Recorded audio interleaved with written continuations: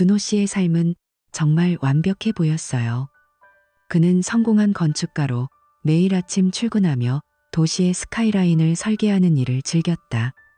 결혼 10년 차인 민지와의 생활은 안정적이었고, 민지는 초등학교 교사로 아이들을 가르치며 교회 합창단에서 열심히 활동하는 매력적인 여자였다. 매주 토요일 아침, 준호는 일찍 일어나 공원으로 산책을 나가고 가벼운 조깅으로 하루를 시작하곤 했다. 그날도 평소와 다름없는 토요일 아침이었어요. 커피를 타며 부엌에 서 있는데 갑자기 낯선 향기가 코를 스쳤다. 장미꽃 같은 진한 꽃향기였는데 집안 공기에 스며들어 이상하게 느껴졌다. 민지가 거실에서 나와서 보니 그녀는 하늘색 드레스를 입고 있었다. 그 드레스는 그녀의 체형을 부드럽게 감싸며 우아하게 떨어졌고, 머리는 가볍게 웨이브를 주었으며 화장은 평소보다 세심하게 되어 있었다. 민지는 항상 깔끔한 스타일을 좋아했지만 그 향기는 준호가 처음 맡아보는 것이었다. 그는 자연스럽게 물었어요. 민지야, 너 오늘 물향수 뿌렸어? 민지가 웃으며 고개를 끄덕였다. 합창단 지휘자가 새로 왔는데 좀 까다로워서 더 신경 써서 가보려고. 준호는 커피잔을 들다 말고 멈췄다. 새 지휘자? 언제부터? 그는 물었다. 민지가 합창단에서 오래 활동한 건 알았지만 지휘자가 바뀐 건 처음 들었다. 민지는 가방을 챙기며 대답했다. 지난달부터야. 교회에서 새로 초빙했대. 나중에 이야기할게. 늦겠다. 그녀는 그렇게 말하며 문을 나섰다. 그 순간 준호의 가슴에 가벼운 불편함이 스쳤다. 왜 갑자기 물향수를 바꿨을까? 하지만 그는 곧 그 생각을 털어버렸다. 민지는 신앙심이 깊고 교회 활동을 진심으로 사랑했다. 그런 환경에서 무슨 일이 있겠어? 그는 그렇게 자신을 설득하며 산책을 나갔다. 공원에서 바람을 맞으며 달리는데 마음속에 작은 가시가 밝힌 듯했다. 그날 이후로 이상한 점들이 하나둘씩 드러나기 시작했다. 민지는 평일 저녁에도 늦게 들어오곤 했다. 합창 연습이 길어졌어라고 말하며 피곤한 표정으로 집에 오는 날이 많아졌다. 토요일 아침에도 이제는 합창단으로 나가서 준호가 혼자 산책하는 일이 잦아졌다. 처음엔 준호도 이해했다. 신앙생활에 열심히 내라고 생각하며 웃어넘겼다. 하지만 대화가 점점 줄어들었다. 저녁 식탁에서 민지는 핸드폰을 만지작거리며 건성으로 대답했다. 오늘 학교 어땠어? 준호가 물으면 그냥 평소랑 같아. 피곤해서 좀 쉬어야겠어라고 하며 방으로 들어갔다. 준호는 민지의 변화를 더 세밀하게 느끼기 시작했다. 그녀는 쇼핑을 자주 나갔고 새 옷을 사왔다. 예쁜 블라우스나 스커트, 심지어 속옷까지. 요즘 스타일 바꿔보고 싶어서라고 민지가 말했다. 머리도 자주 바꿨다. 긴 머리를 단발로 자르고 염색까지 했다. 준호는 그게 예뻐 보였지만 왜 갑자기 이렇게 신경 쓰는지 궁금했다. 어느 저녁 민지가 목에 은색 목걸이를 하고 들어왔다. 디자인은 독특했다. 작은 펜던트에 세밀한 무늬가 새겨진 평소 민지의 취향과 조금 다른 스타일이었다. 준호가 물었다. 그 목걸이 새로 산 거야? 처음 보는 거네. 민지가 손으로 목걸이를 만지며 대답했다. 아니, 친구가 선물해줬어. 예쁘지?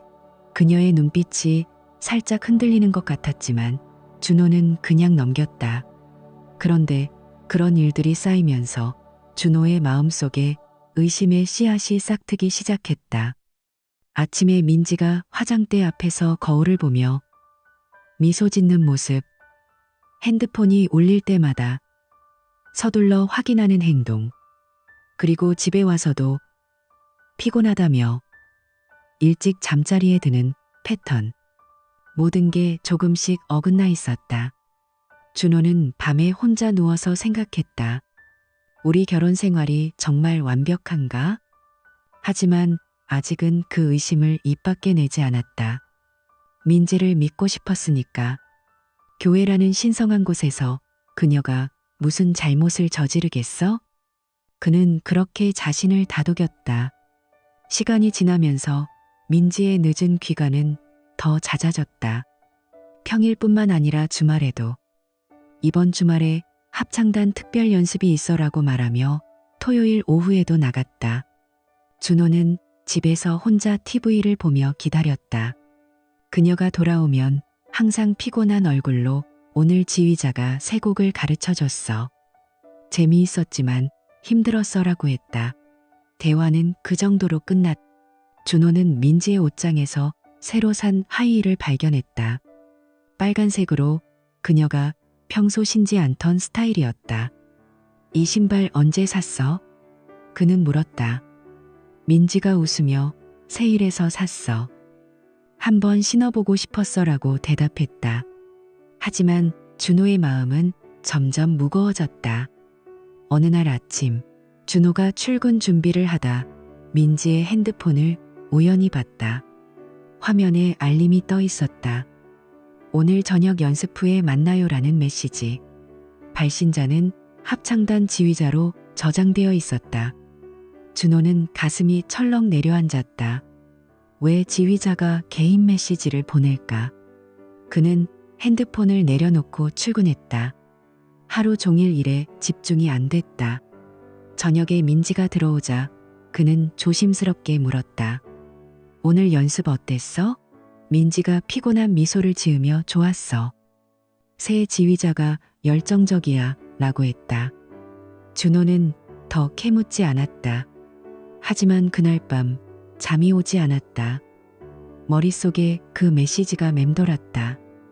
민지의 변화는 외모뿐만 아니라 태도에서도 느껴졌다. 그녀는 집에서 더 이상 요리를 하지 않았다. 피곤해서 외식하자라고 자주 말했다.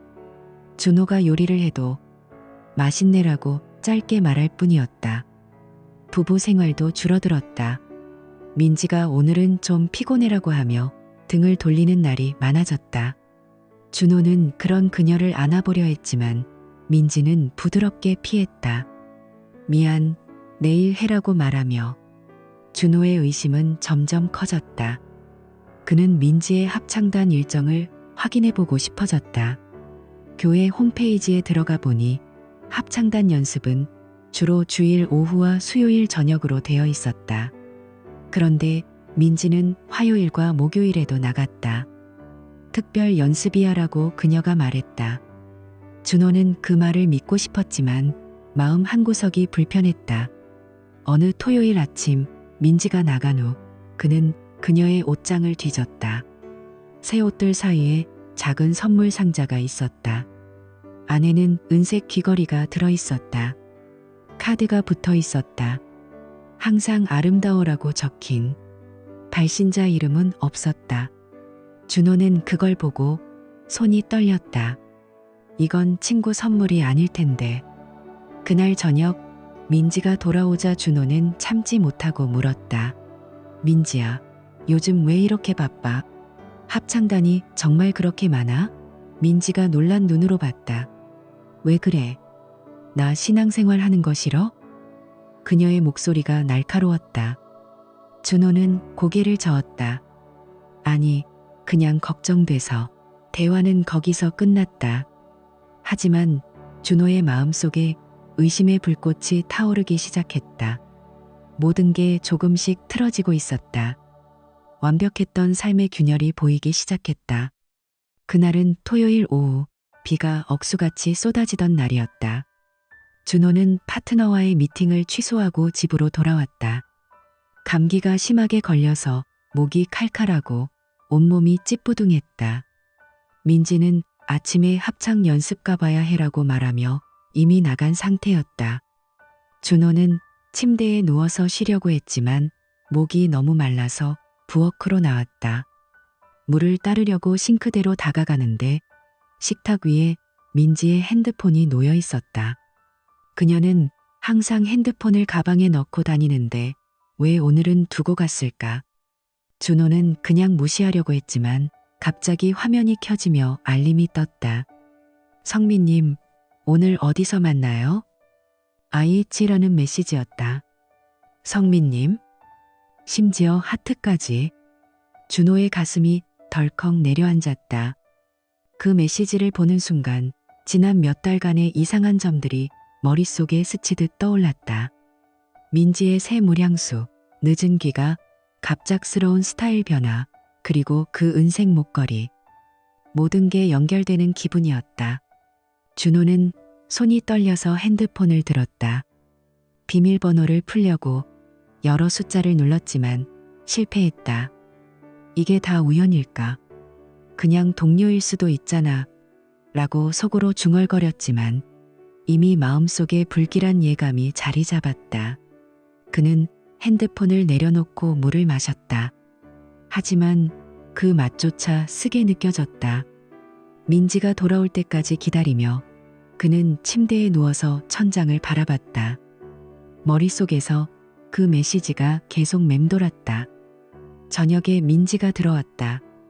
비에 젖은 우산을 털며 오늘 비가 많이 와서 연습이 늦어졌어라고 말했다.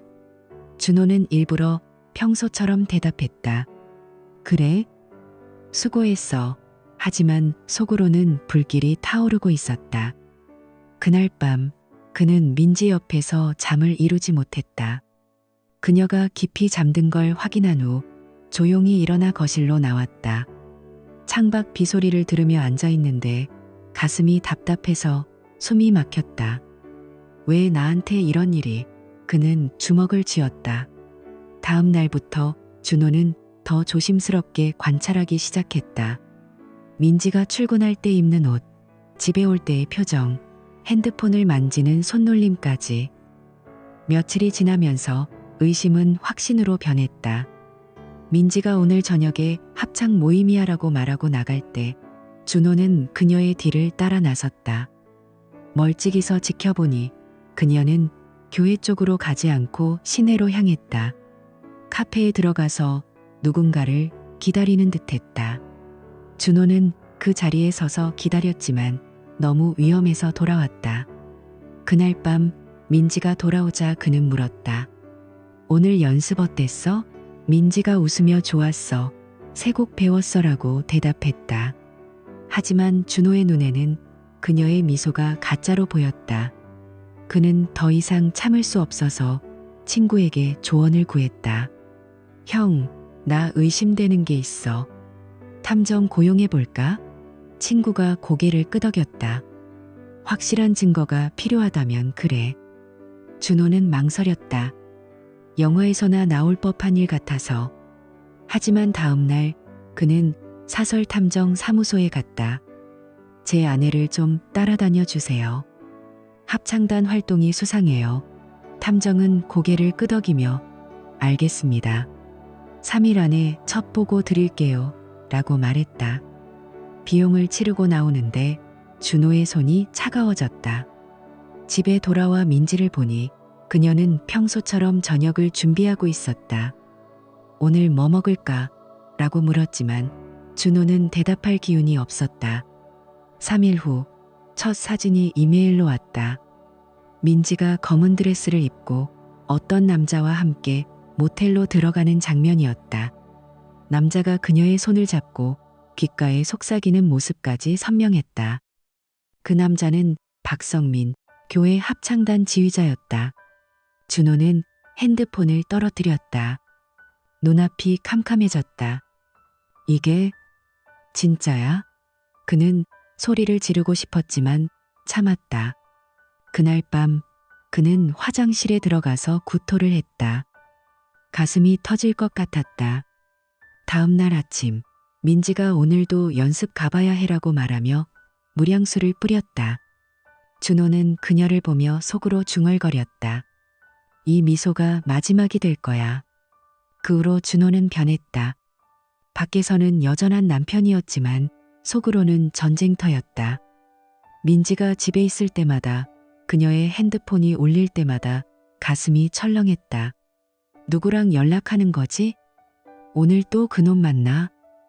그는 밤에 잠이 오지 않아서 소파에 앉아 창밖을 봤다. 피곤이 쌓여서 일에 집중이 안 됐다. 탐정의 보고가 계속 왔다. 민지가 합창 연습이라고 나간 날 교회 근처에 간 건 단 한 번뿐이었다. 나머지는 호텔, 모텔, 카페 또는 차 안에서 시간을 보냈다. 사진에는 둘이 차 안에서 웃으며 손을 잡고 키스하는 장면까지 있었다. 그 사진들을 볼 때마다 준호의 감정은 단순한 분노가 아니었다. 10년 결혼 생활이 무너지는 고통이었다. 민지는 여전히 집에서 행복한 척했다. 어느 날 저녁 그녀가 김치찌개를 끓이며 피곤할 텐데 빨리 씻고 먹자라고 말했다. 준호는 눈물이 날 뻔했다. 몇 시간 전엔 다른 남자 품에 있었으면서 지금 이렇게 웃어 그는 속으로 삼켰다. 또 다른 날 민지가 올 연말에 제주도 가자 오랜만에 둘이 여행이라고 제안했다. 준호는 웃을 수 없었다. 외도를 하면서 남편과 여행? 그는 그래 생각해 볼게 라고만 말했다. 속으로는 폭발 직전이었다. 마침내 결정적인 증거가 나왔다. 탐정은 민지의 차에 녹음기를 설치했다. 대화가 녹음됐다. 요즘 남편이 좀 눈치채는 것 같아. 조금 걱정돼. 민지의 목소리였다. 남자가 대답했다. 괜찮아. 더 조심하면 돼. 나중에 기회 되면 우리 잘 될 거야. 민지가 그랬으면 좋겠어라고 말했다. 그 말을 듣는 순간 준호는 절망했다. 그녀가 새로운 삶을 꿈꾸고 있었다. 그는 더 이상 참지 않았다. 변호사를 찾아갔다. 이혼 소송하고 제3자에 대한 손해배상 청구도 해주세요. 변호사가 고개를 끄덕였다. 증거가 충분하네요. 준비하죠. 준호는 모든 자료를 넘겼다. 사진, 비디오, 녹음 파일, 통화 기록, 위치 데이터, 호텔 영수증까지. 두꺼운 파일이 쌓였다. 그는 소송을 시작했다. 민지에게는 아직 아무 말도 안 했다. 박성민에 대해 더 알아봤다. 그는 지역에서 유명한 음악 교사로 피아노와 성악을 가르치고 교회 지휘자였다. 준호는 익명으로 사진 몇 장을 커뮤니티 포럼에 올렸다. 개인정보는 가렸지만 교회 사람들이 알아봤다. 우리 지휘자 아냐? 소문이 퍼졌다. 교회는 조사를 시작했고 박성민은 지휘자 자리에서 물러났다. 그의 학원도 타격을 받았다. 부모들이 아이들을 빼기 시작했다. 며칠 후 법원에서 소환장이 왔다. 민지가 봉투를 열어보고 준호를 봤다. 이게 뭐야? 소송? 나한테? 그녀의 얼굴이 창백해졌다. 준호가 차갑게 말했다. 그래. 너랑 그놈 둘 다. 민지가 떨리는 목소리로 무슨 소리야? 나 아무것도 안 했어. 라고 외쳤다. 준호가 사진 있고 녹음 있어. 거짓말하지 말라고 쏘아붙였다. 민지는 처음엔 부정하다가 결국 무너졌다. 미안해. 그냥 순간 미쳤어. 그런데 이 정도로 할 필요 있어? 그녀의 눈에 눈물이 고였다. 준호는 그녀를 보며 아무 말도 하지 않았다. 그 순간 그의 마음속에 용서라는 단어는 없었다. 민지가 눈물을 흘리며 물었다. 이 정도로 할 필요 있어? 그냥. 미안해. 준호는 그 말을 듣고 가슴이 끓어올랐다. 이 정도로? 네가 한 짓이 우리 가족을 완전히 짓밟았어.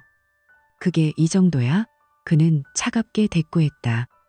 민지는 고개를 숙이고 울기 시작했지만 준호의 마음은 이미 굳어 있었다. 더 이상 감정에 휘말리지 않기로 결심했어요. 그날 밤 그는 침실 대신 거실 소파에서 잤다. 민지는 방 안에서 혼자 흐느껴 울었고 준호는 조용히 책상으로 가서 파일들을 정리했다. 사진, 녹음 파일, 위치 기록을 다시 확인하며 다음 단계를 준비했다. 이혼 서류 제출, 재산 분할, 그리고 세 번째 사람 소환. 이건 더 이상 감정 싸움이 아니었다. 자신의 삶을 지키기 위한 전쟁이었어요. 단서 제출 다음 날, 집안 분위기가 완전히 바뀌었다. 무거운 침묵이 내려앉아서 숨쉬기조차 힘들었지만 준호는 태연하게 출근 준비를 했다. 민지는 눈이 퉁퉁 부은 채로 부엌에 서서 커피를 따랐다. 준호야, 제발. 한 번만 기회를 줘. 다시는 안 그럴게. 그녀가 무릎을 꿇고 애원했다. 준호는 그녀를 내려다보며 말했다. 기회? 이건 기회 문제가 아니야. 이미 끝났어.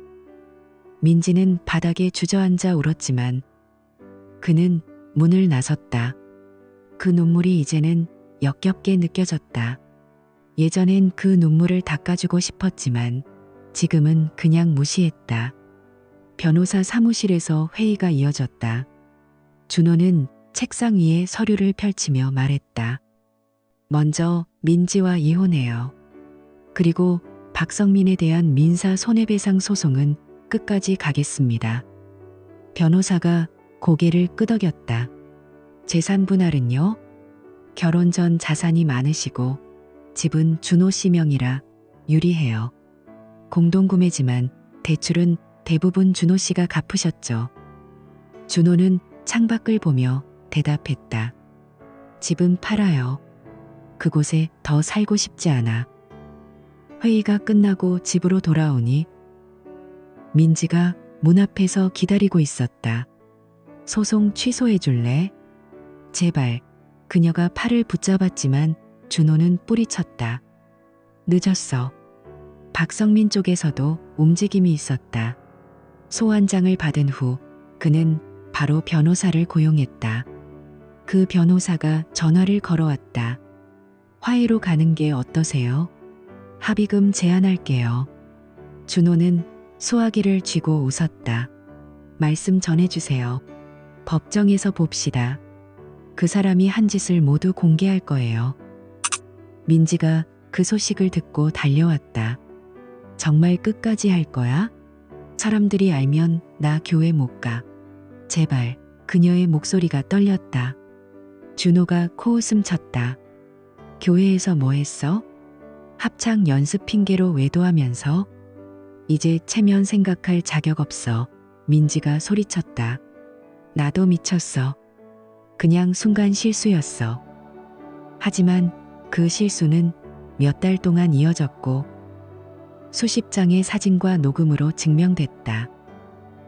재판이 예상보다 빨리 시작됐다. 첫 공판에서 박성민과 민지는 나타나지 않았다. 그들 변호사만 와서 다시 화해를 제안했다. 합의로 끝내시죠. 준호의 변호사가 단호히 말했다. 불가합니다. 돈 문제가 아니에요. 명예와 자존심이에요. 준호는 법정 밖에서 기다리며 주먹을 쥐었다. 가슴이 뜨거웠다. 두 번째 공판에서 마침내 그들이 나타났다. 법정 안으로 들어서자 박성민은 고개를 푹 숙인 채 앉아 있었다. 민지는 눈을 내리깔고 의자에 웅크렸다. 판사가 사건을 요약했다. 원고 측 증거 제출됐습니다. 사진, 녹음, 위치 기록 등 준호의 변호사가 자료를 화면에 띄웠다. 호텔 로비 사진, 차 안 키스 장면, 녹음 파일이 재생됐다. 이게 몇 달간 반복됐어요. 판사가 물었다. 피고 측 의견은 박성민 변호사가 일어났다. 제 의뢰인은 감정적으로 불안정했어요. 순간 실수로 후회하고 있어요. 화해로 가길 바랍니다. 판사가 준호를 봤다. 원고 측 준호가 일어나 말했다. 이 일로 제 삶이 무너졌어요. 이혼뿐만 아니라 정신과 치료도 받았습니다. 피고와 제 아내가 계획적으로 한 짓이에요. 화해 안 해요. 적절한 처벌을 원합니다. 말 끝나자 민지가 고개를 숙이고 눈물을 흘렸다. 하지만 준호는 동요하지 않았다. 재판이 끝나고 법정 밖에서 민지가 다가왔다. 준호야. 그는 등을 돌렸다. 며칠 후 마지막 공판에서 준호가 추가 요구를 했다. 정신적 피해 보상도 청구해요. 박성민이 반복적으로 속였고 녹음해서 발각되면 어때라고 했어요. 변호사가 그 파일을 재생했다. 판사가 고개를 끄덕였다. 증거가 명확하네요. 판결이 나왔다. 박성민은 3천만 원 배상 명령을 받았다. 항소 안 하자 효력이 발생했다. 준호는 바로 자산 압류 신청을 했다. 박성민의 차, 은행 계좌 일부, 학원 수입이 동결됐다. 그는 얼굴이 창백해져 법정을 나갔다. 그 후 박성민의 학원이 흔들리기 시작했다. 부모들이 아이들을 빼냈다. 그 선생님 믿고 보냈는데 소문이 퍼졌다. 학원이 문을 닫았고 그는 교회에서 쫓겨났다. 준호는 친구에게서 들었다. 성민 그놈 교회 못 다녀. 합창단도 해체됐어. 준호는 고개를 끄덕였다. 그 소식을 듣고 창밖을 봤다. 비가 오는 거리를 보며 가슴이 시원해졌다. 민지의 고통스러운 반응이 시작됐다. 어느 밤 그녀가 술에 취해 들어왔다. 준호야, 나 그냥 네가 더 관심 가져줬으면 했어. 누가 날 알아주길 바랐어. 네가 너무 무심했어. 준호는 그 말을 듣고 화가 치밀었다. 무심? 내가 생일, 기념일 다 챙겼고 집안일 먼저 나서서 했어. 그게 무심이야? 민지는 비틀거리며 소리쳤다. 그냥 변명하려는 거지. 준호가 마지막으로 말했다. 우리 끝났어. 뭐 해도 돌아갈 생각 없어. 그는 이혼 서류에 사인했다. 민지도 결국 포기하고 사인했다. 그 순간 손이 떨렸지만 안도감이 밀려왔다. 서류가 마무리되자 준호는 새 출발을 시작했다. 친구 도움으로 작은 아파트로 이사했다. 짐을 풀며 빈 방을 둘러봤다. 조용했지만 자유로웠다. 민지의 흔적이 없는 공간에서 처음으로 깊이 숨을 쉬었다. 일주일 후 TV를 켰다. 지역 뉴스에서 음악학원 운영 중단. 학부모 불만 폭주라는 제목이 나왔다. 박성민의 학원이었다. 문 닫았고 재정 압박으로 빚더미에 앉았다. 커뮤니티 포럼에 글들이 올라왔다. 교회에서 웃던 사람이 그런 짓을. 내 아이 피아노 선생이었는데 충격이야. 교회는 그를 완전히 내쫓았고 합창단은 해산됐다. 영상과 사진도 지워졌다. 며칠 후 민지 소식을 들었다. 그녀는 교회를 떠났고 동네 슈퍼, 미용실에서 사라졌다. 친구들 사이에 소문이 돌았다. 그 집 깨졌대. 아내가 교회 사람과 외도해서. 준호는 그 말을 듣고 아무 감정 없이 고개를 끄덕였다. 어느 밤 집에 돌아오니 문 앞에 봉투가 있었다. 열어보니 손편지와 USB. 이게 진실이야. 늦었지만 보내. USB를 꽂자 녹음이 나왔다. 민지 목소리. 준호가 알아챌까? 박성민이 웃으며 알아도 어때? 솔직히 내 남편 지루하지? 착한데 이용하기 쉽잖아. 준호는 컴퓨터를 덮었다. 손이 떨리고 눈물이 흘렀다. 착해서 이용하기 쉽다고? 가슴이 찢어지는 기분이었다. 하지만 그 순간 결의가 생겼다. 그래, 이제 정말 끝이야. 이런 사람들 때문에 더 울지 않을게. 그는 일상에 변화를 줬다. 출근길에 커피숍에 들러 책을 읽고 저녁엔 헬스장에서 러닝머신을 달렸다. 주말엔 혼자 산책하며 사진 찍었다. 상담센터에서 다른 피해자들에게 이야기했다. 저도 비슷했어요. 증거 모아서 소송했죠. 점점 회복됐다. 밤에 혼자 있어도 슬프지 않았다. 친구가 만났을 때 말했다. 너 정말 달라졌어.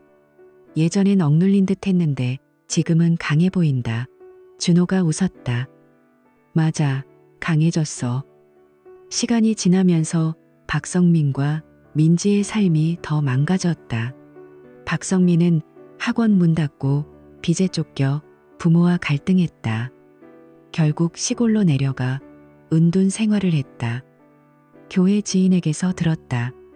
그 사람 완전히 고립됐어. 일자리 못 구하고 친구들 다 떠났대. 교회 근처 카페에서 혼자 앉아 있는 걸 봤는데 눈빛이 공허해. 준호는 그 말을 듣고 아무 말 없이 창밖을 봤다. 민지도 순탄치 않았다. 다른 동네로 이사 갔지만 직장 그만두고 가족과 멀어졌다. 친구들에게 준호가 너무 차가워. 작은 실수로 그렇게까지라고 했다. 준호는 웃었다. 작은 실수? 반복된 선택이었지. 그녀는 정신과 치료받고 항우울제 먹었다. 감정 불안정으로 일자리 유지 못해 파트타임으로 버텼다. 결국 부모 집으로 돌아갔다. 안정된 직장과 행복한 가정. 교회 존경을 잃은 게 가장 큰 타격이었다.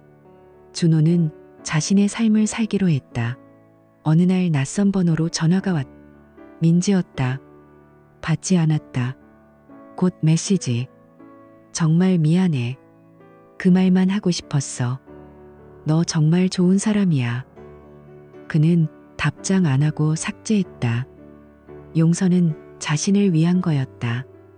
몇 달 후 여행 중 여자를 만났다. 사진작가로 일상을 담는 사람이었다. 처음엔 조심했지만 그녀의 따뜻한 목소리에 마음이 열렸다. 과거 이야기할게. 그녀가 말했다. 너 정말 대단해. 무너질 수 있었는데 자신 지켰잖아. 그 말에 처음으로 위로받았다. 그 후 사진 배우기 시작했다. 함께 작은 전시회 열고 서로의 일상을 찍었다. 평화로운 시간이었다. 아직 과거를 완전히 잊진 않았다. 악몽 꾸고 옛집 지나칠 때 가슴이 아팠다. 하지만 이제 과거에 얽매이지 않았다. 사람들이 물었다. 후회 안 해? 그 여자한테 한 거. 준호가 말했다. 후회 안 해. 그 일 없었으면 여전히 속고 살았을 거야. 이제 그는 새 추억을 찍으며 산다. 혼자지만 자신 있게.